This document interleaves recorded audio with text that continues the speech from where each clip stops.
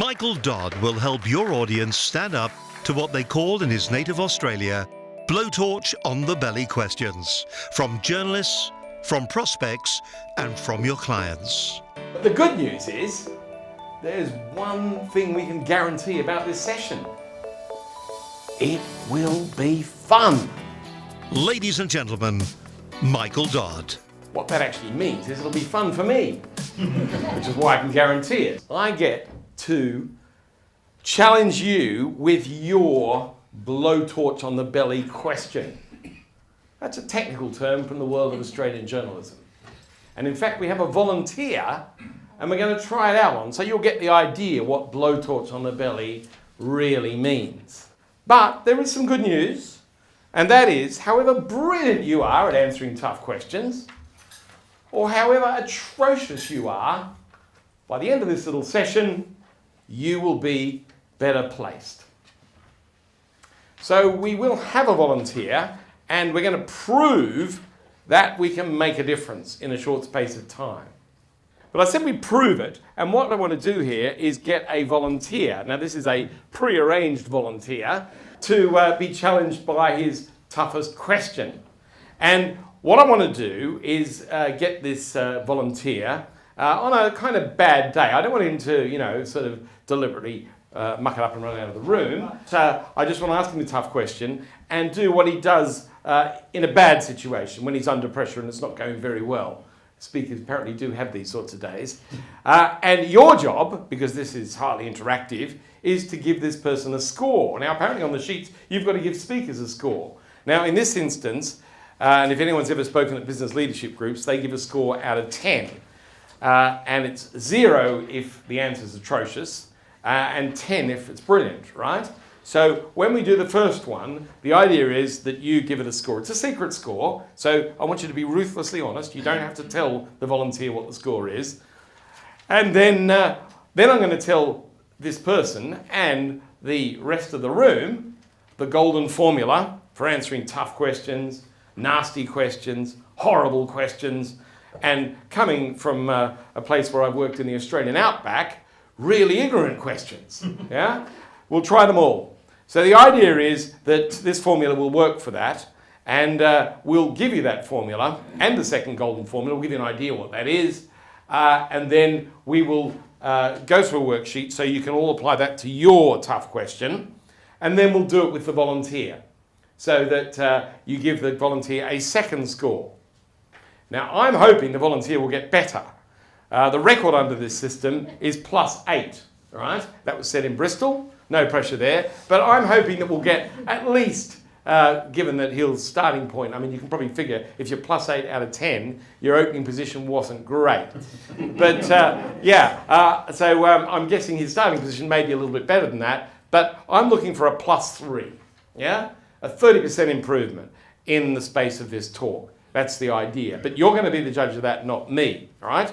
But there is an incentive, and that is that if the volunteer actually does get a +3 or more, he gets a prize, which is a prize to the whole of the Professional Speaking Association in South East London, and apparently he's going to share it if he wins, but he won't win it unless he gets the right scores, yeah? He's the author of Great Answers to Tough Questions at Work. His book has been given Management Gold endorsement by the Chartered Management Institute. Apparently if I stroke it, it looks even more desirable. The Express newspaper says every briefcase and every bookshelf should have a copy. So let me unveil the volunteer and see if he's bad enough in the first instance and good enough in the second instance, according to you, to get that prize on behalf of you all. So the volunteer, and this took a certain amount of persuasion, is a guy called Jez Ray. Amazing. Here he is. Hey, there you are. You get a round of applause here just for volunteering. Indeed I do, Mike. That's good, that's good. So I'm going to stand over here, and you're going to stand there, and apparently on your LinkedIn site, which I checked out because I did massive research on this, it says something about fun. Now, this is not the question, right? I just want to have a little chat to warm you up, right? Just what is your kind of proposition when you're talking to an audience about fun? What is it? Oh, it's just got to be engaging. Yeah. It's got to be something that people relate to. Yeah. They want a smile on their face. Oh, I want them right, to leave that okay. room thinking it was, that was a really good day, a really good session. That's great. Okay, that's good. So we set the standards there, right? So you've just given your talk, right? I'm the one guy who didn't stand up, but I'm standing up now, and I'm going to ask you the blowtorch on the belly question, right? Now, your job, I may not have told you this, and I've actually tweaked the question a little bit, so the idea is I ask you the question, and you do, what you do on a sort of a typical Jez bad day, all right? Simple as that. Yeah, so we're going to go in 3, 2, 1. So, Jez Ray, it says on your LinkedIn profile, and we were told when we were introduced to you that this would be fun. Now, I personally found it about as much fun as going to a badly organised funeral for a coronavirus victim. Now, what have you got to say about that?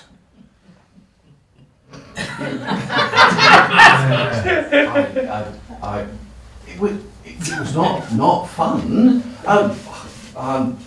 I'm shocked. I'm really sorry, Michael. Everyone on these events normally says, gets 8 out of 10, 10 out of 10 scores.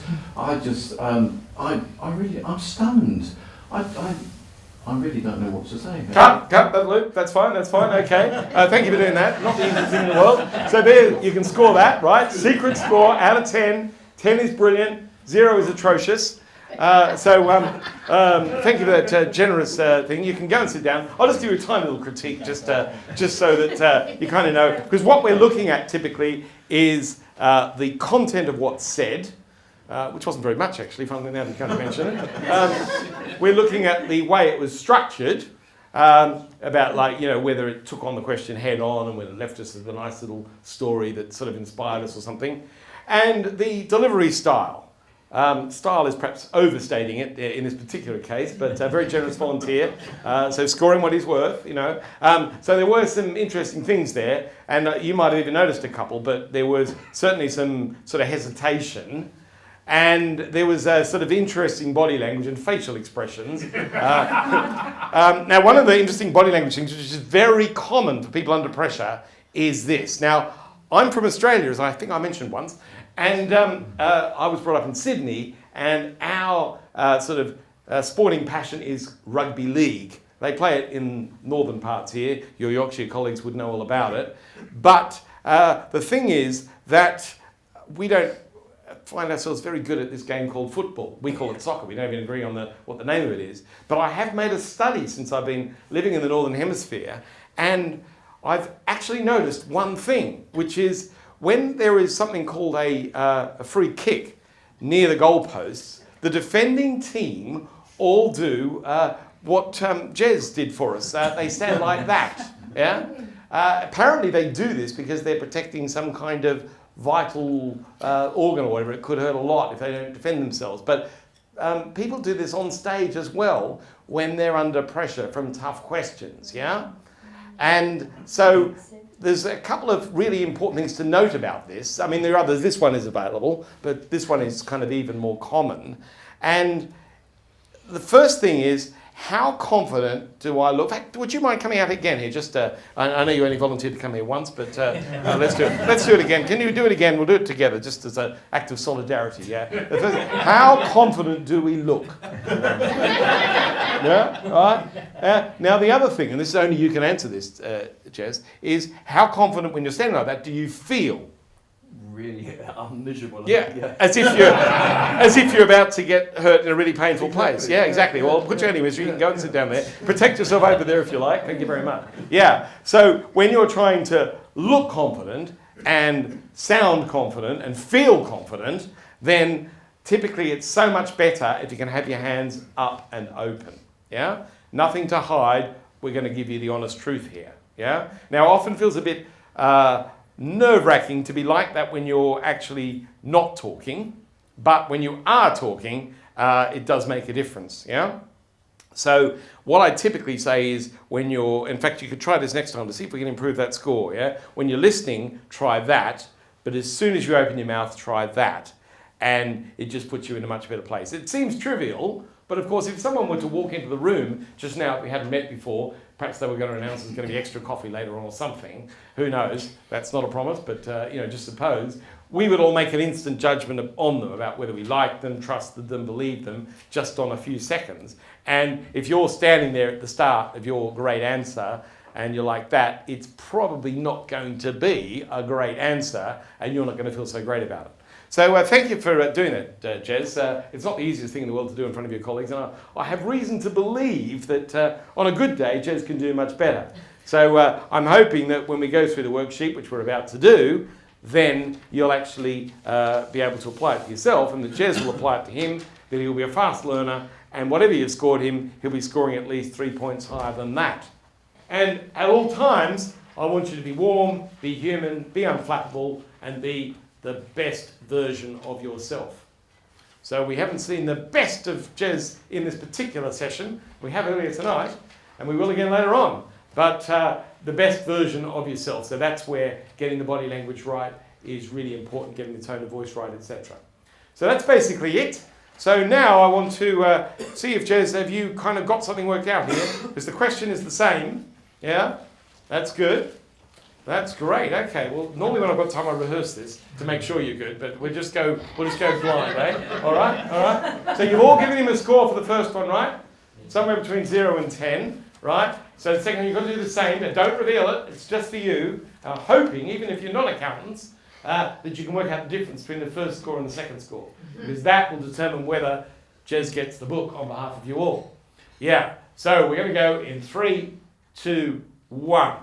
So, Jez, I've looked up you on LinkedIn, and it was said when you were introduced that today's session would be fun. Now, I personally found it about as much fun as being, in a funeral for a badly organised funeral for a coronavirus victim. So, what have you got to say about that? I'm sorry you feel like that, Michael, but I quite understand. We do find this sometimes with the delegates. It takes a bit of time.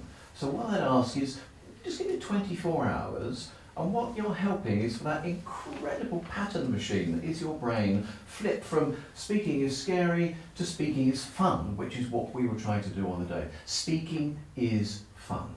Now, as you know, we've got a Zoom call with the whole team at the end of the week. So if we could put it to them to talk about it again, and just as importantly, Hamish from the Scottish office, who went through this a couple of weeks ago, will be on that call. He is now speaking at conferences all over Scotland, and he can tell you how it works. Gosh, could you teach me how to have fun? Thank you very much. Well done. So, anyone notice anything different about Jez Mark II? Yeah, better content, better. He did say the sorry thing, but he didn't go on about it. Sorry, didn't feel like the same as the others or something. But that was good, and he actually went through the formula and finished on an example. Hamish in Scotland, yeah. So well done. So it's the moment of truth. Let's see whether Jez gets the prize. So let's see. In fact. I'll tell you what, Jez, you can actually help me score this. I mean, you're a man of great integrity, aren't you? Absolutely. Yeah. So I'll work out what the average score is, and all you've got to do is say, "That's right, Michael." Okay. Yeah, that's good. So put your hand up now if you think Jez got worse. Or you're scratching your ear, man. No, that's fine. Yeah. No, put your hand up. You're an auctioneer, aren't you? You would have taken that as a bid, wouldn't you? Yeah. You read that as well. Yeah, that's right. Yeah, you know what you've bought. So put your hand up if you think he stayed the same. Good. I might be in a job. You never know. Put your hand up for +1. Gosh, you thought he was terrible the first time, didn't you? Put your hand up for +2. Oh, this is looking good. Put your hand up for +3. +4. I think they really want this book. Or they want you to have it. +5. Whoa, we've got some +5s. Yeah, right up. Don't be shy. Right up. No, and then it's down some time, though. Yep. Okay. +6. Oh, even more for +6, yeah? +7. You thought he was terrible the first time. Yeah. Any +8s? Any more? Yeah. What did you vote? 9. Flippin' heck. Tell him what you thought of the first one. Don't give me the score first up. It's +9. Let me think. What did she think of the first time? Yeah. So I think that's 5.897, which qualifies. Was that? That's right, Michael. Well done, Jim. Well done. So on behalf of Michael Communications, and I will sign this later on. There it is to Professional Speaking Association in the South East. Well done, Des. You really are good.